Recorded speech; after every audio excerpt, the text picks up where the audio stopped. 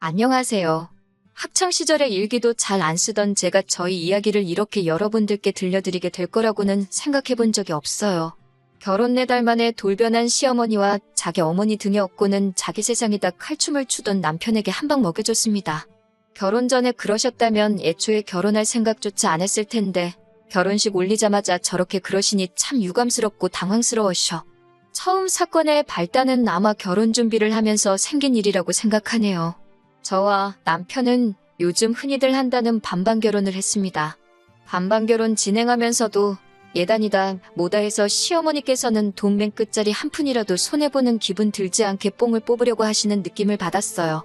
반반결혼 이야기도 사실 따지고 보면 남편이 먼저 꺼낸 말에 제가 동의를 한 일이기도 하고 저 또한 요즘 천청부지로 치솟은 집값에 남자가 집하는 게 당연하고 여자만 혼수해오는 시절 이야기는 통하지도 않는다는 생각을 가지고 있었고 그게 요즘 같은 상황에서는 당연한 것이라 생각했었거든요.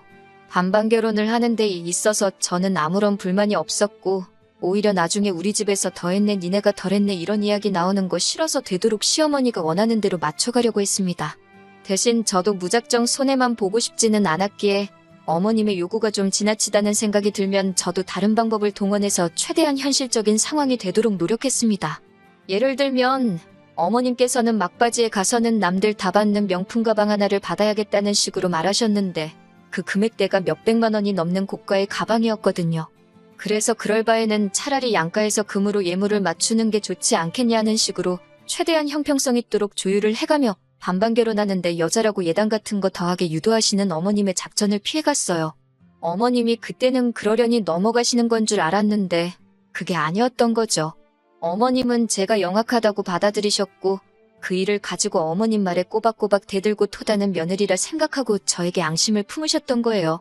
말씀드렸다시피 저희가 반반결혼을 했으니 저는 당연히 결혼 후에 버는 돈을 각자 알아서 관리할 생각이었습니다.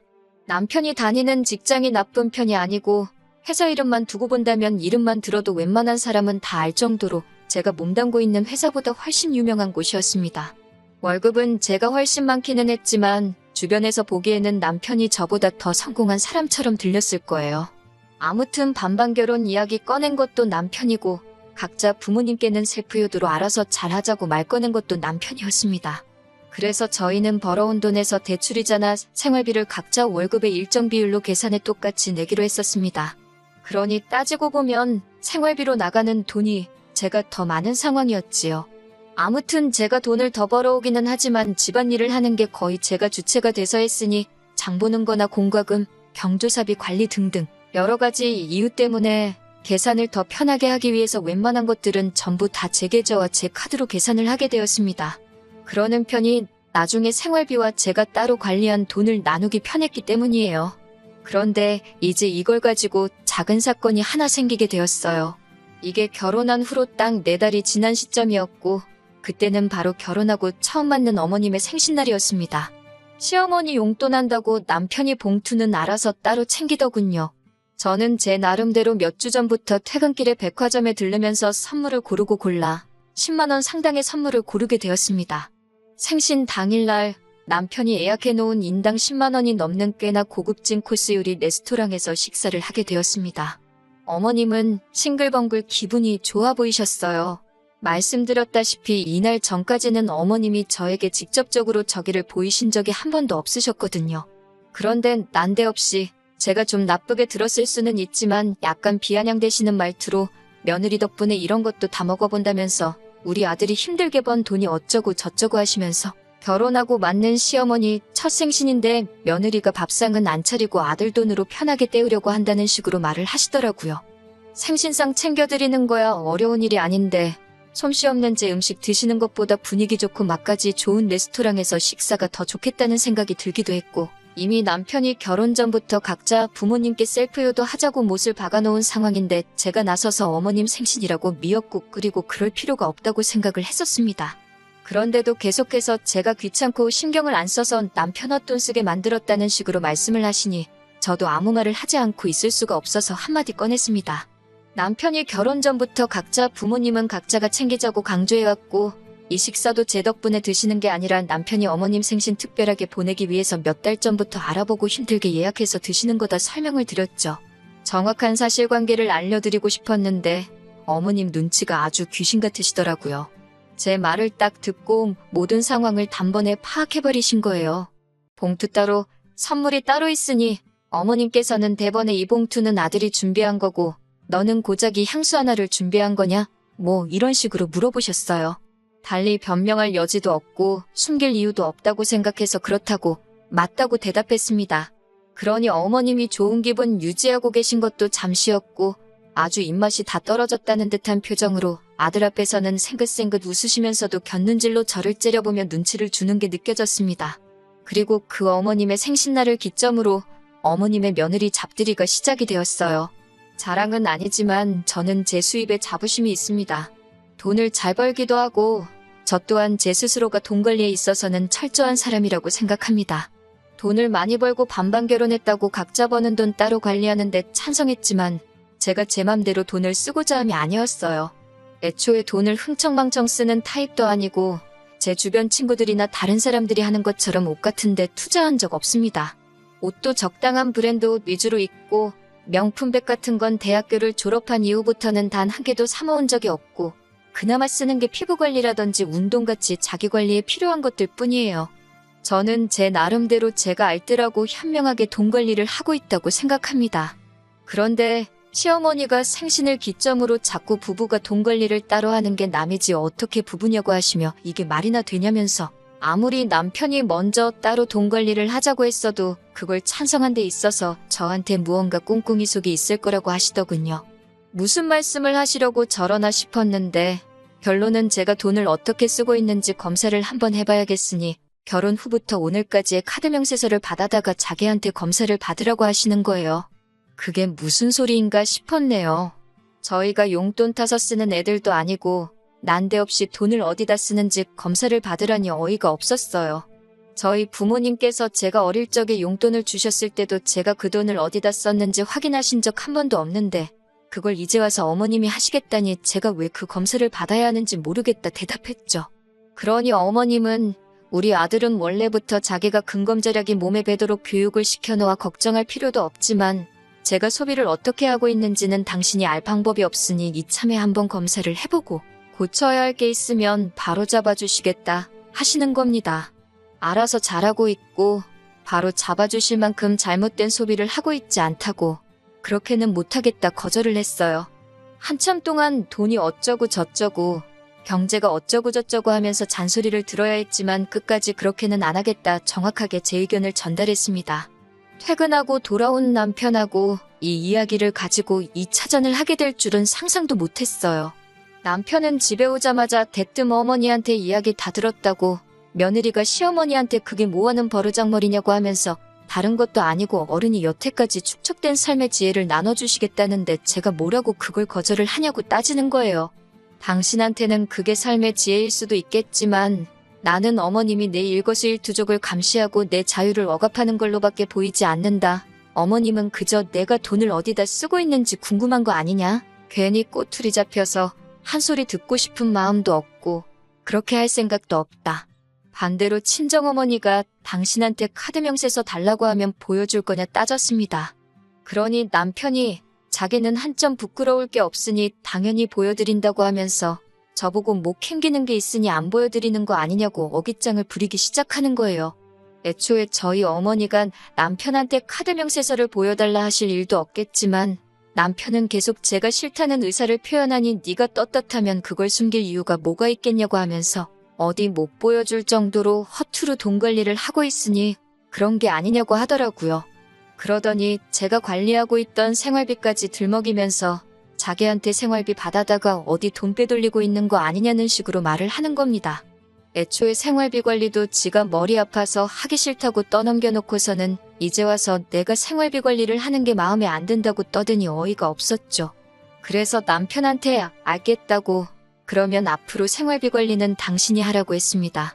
집안일도 나 혼자 거의 다 하는데 집에서 돈 계산하느라 낭비하는 시간이 아까우니 당신이 가계부 쓰고 다 하라고요. 나도 당신마냥 월급날에 늙지 않게 생활비 보내줄 테니까 그 돈 맞춰서 당신이 장바다가 집에 채워놓고 관리비 내고 자동이체 걸어놓은 거 하나씩 다 확인하라고 했어요. 여태까지 저를 무슨 공경에라도 빠뜨린 듯 큰 소리를 떵떵 치더니 막상 자기가 그걸 하게 되면 귀찮겠다는 생각이 들었는지 딴청을 피우면서 생활비 이야기는 속 들어가더라고요. 제대로 대답도 못하고 있길래 남편한테 카드 명세 서고 카드 명세서 편지 봉투고 아무것도 보여드릴 생각이 없으니 그건 그렇게 알라 쏘아붙였더니 남편이 대답도 못하고 낑낑대다가 거실로 나갔습니다. 아무튼 이런 일이 있고 나서 얼마 지나지 않은 뒤였어요. 아침에 일어나니 남편이 조기축구회를 나간 건지 웬일로 일찍부터 집에 없더라고요. 집 정리를 대충 하고 차 한 잔 내려 먹으니 시간도 많이 남아있고 해서 오랜만에 집에서 편히 쉬려고 했습니다. 그런데 어머님한테 전화가 오더니 갑자기 저를 좀 봐야겠다 하시는 거예요. 그래서 이쪽으로 오시라고요 물었더니 며느리가 시어머니를 오라가라 한다며 역정을 내시더군요.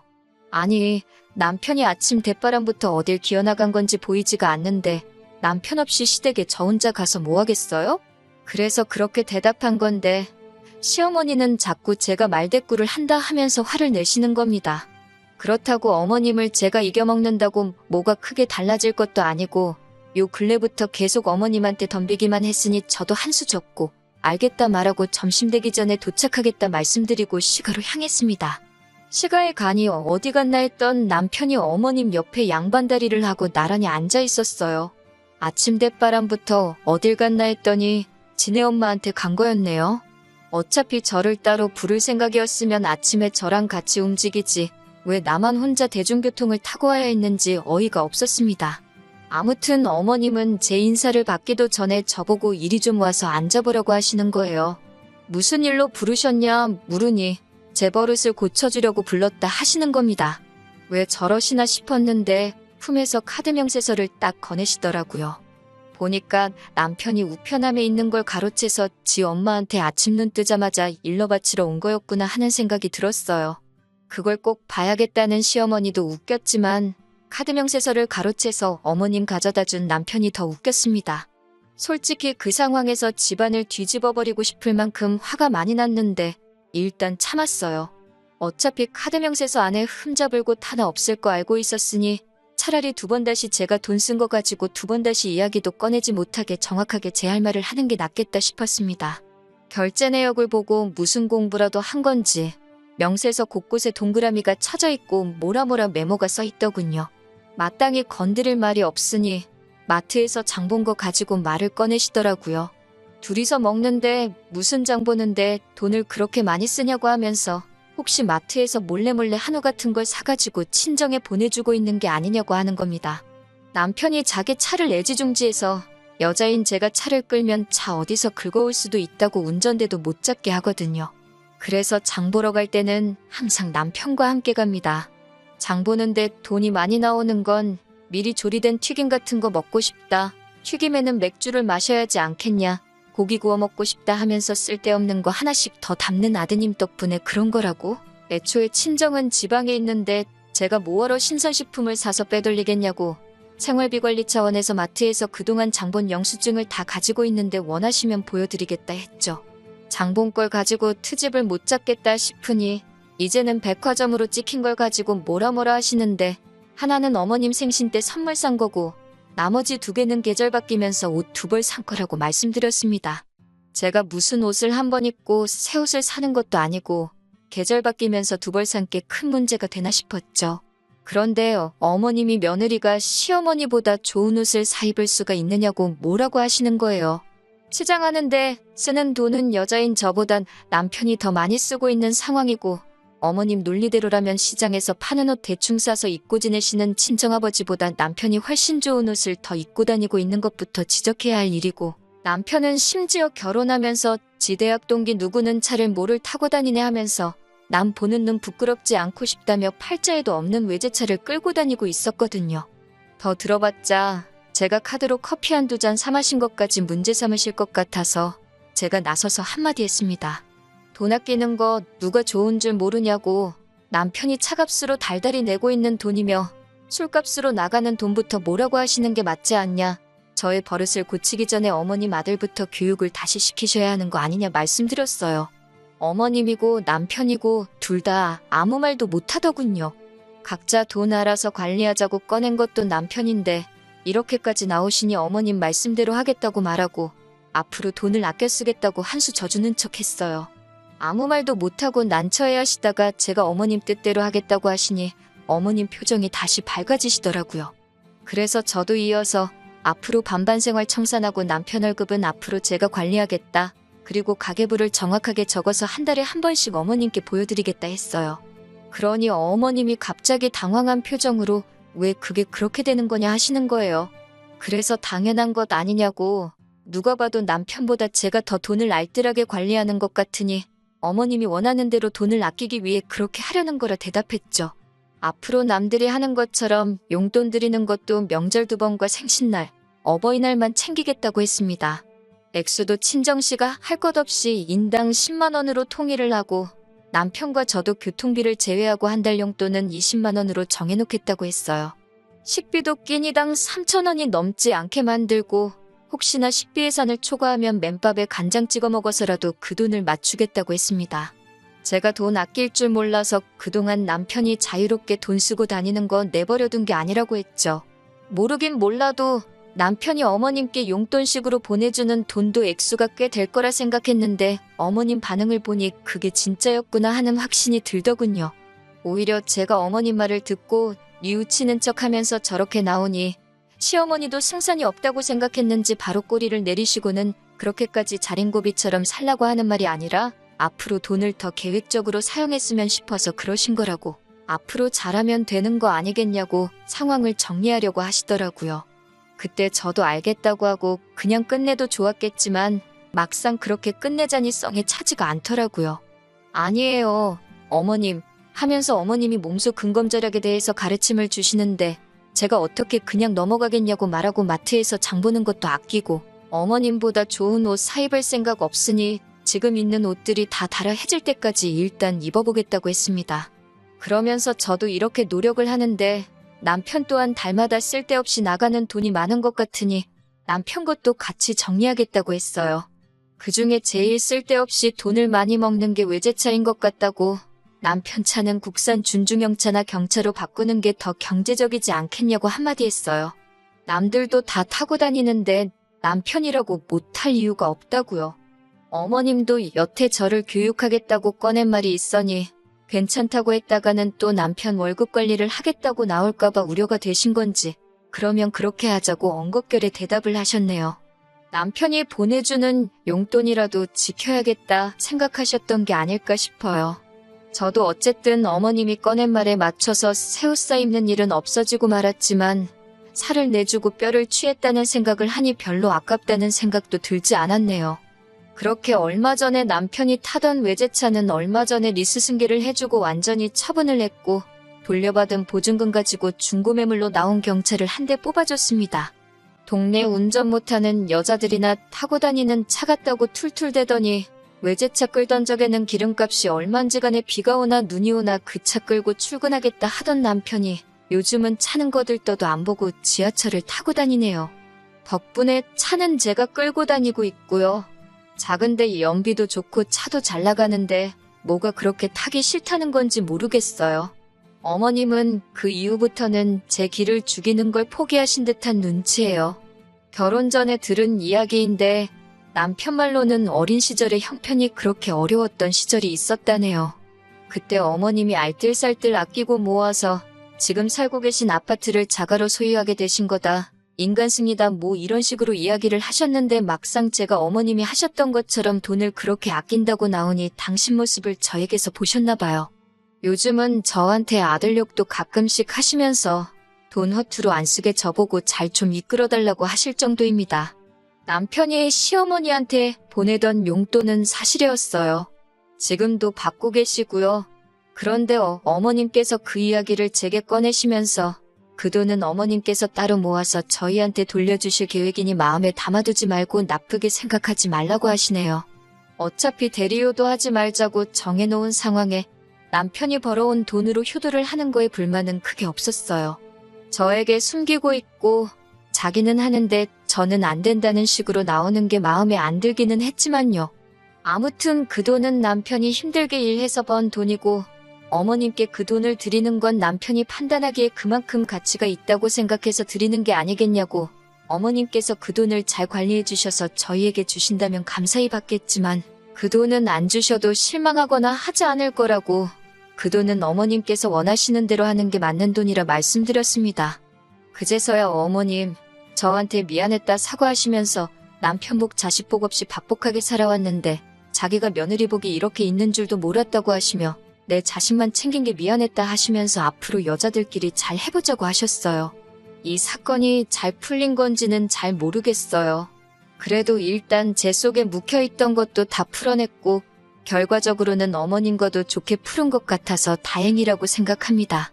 앞으로도 어머님이 아들 잡고 사는 저희 모습을 좋게 봐주실지는 모르겠지만 지금 당장 남편이 제 앞에서 쩔쩔매는 이 상황을 더 즐겨보려고 합니다.